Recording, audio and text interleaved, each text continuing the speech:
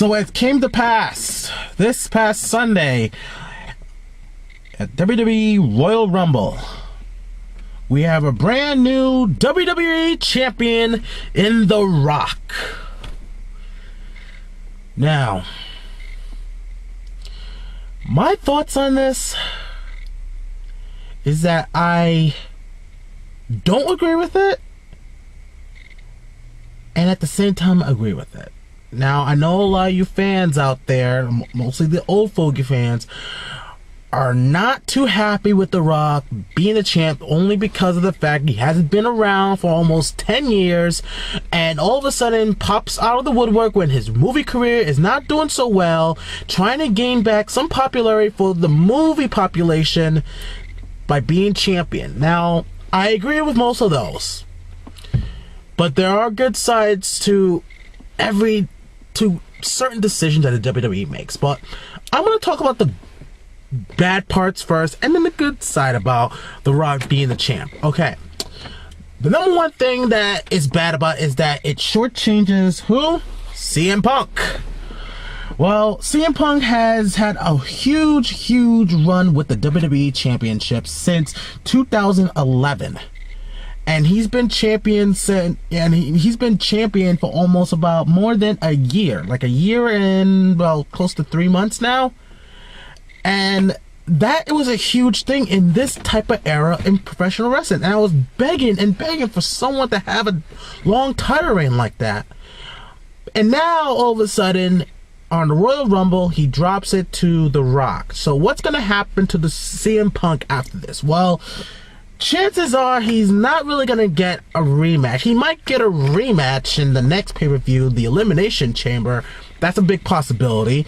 But what's going to happen to him in WrestleMania? Well, he's probably going to have a high-profile mid-card match, which I think is bullshit, especially of the run and the push he had for the past year and few months.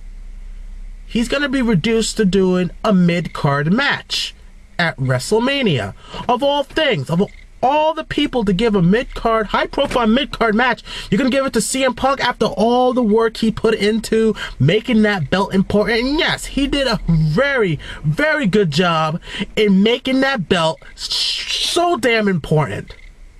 For once, I actually felt that the WWE Champion had meaning to it because we had one guy who held it for more than a year, and when he was face or heel, made that belt seem important again.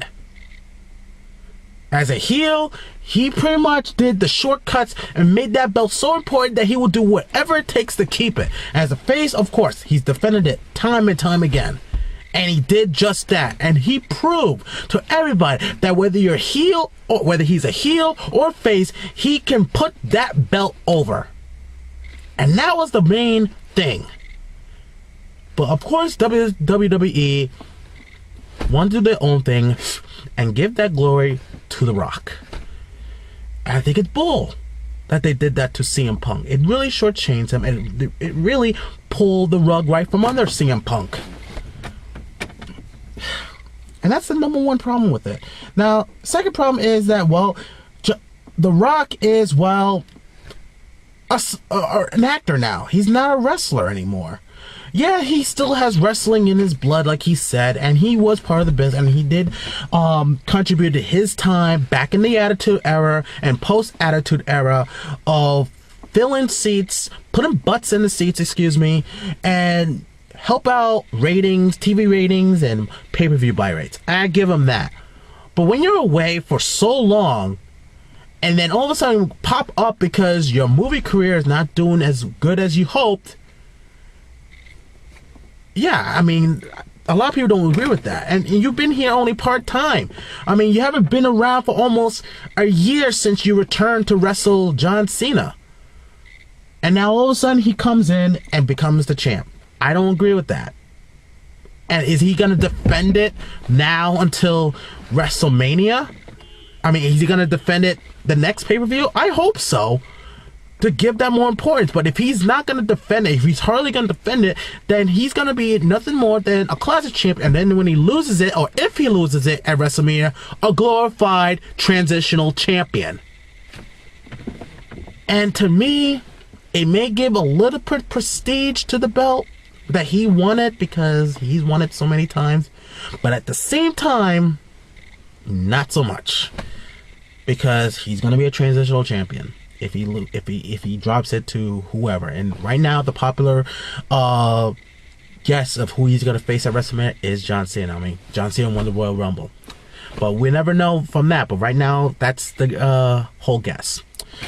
Okay, so I talked about two of the bad parts about him being champion. And there's a lot I can go over, but those are the main things I want to get off my chest.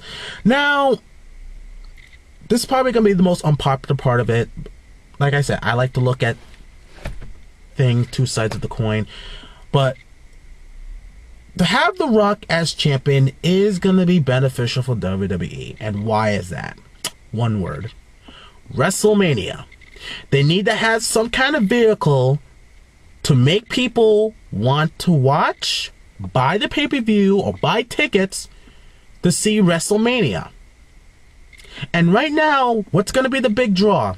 The Rock is a big draw. No matter what you say, whether he was away for 10 years or something like that, if you see The Rock's name on any marquee, it does put butts in the seats. And that's something that I can't take away. You know, no one can take away.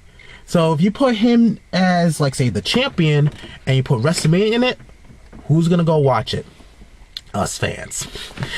And that's the vehicle, you know, and especially that people are anticipating for him to wrestle John Cena. It's a rematch that people probably do want to watch. And again, it's a vehicle. You're talking about the current icon against the past icon. You know what I mean? It's like Babe Ruth versus Mark McGuire, something like that. And you've never seen that. You're never going to see that. And only in wrestling you get to see old versus new. You know what I mean? Now, again, it is going to be beneficial, because last year, think about it, what drove us to watch last year's WrestleMania, even though the main event wasn't high in our expectations? The Rock versus John Cena. And WWE, from a business perspective, is doing the right thing.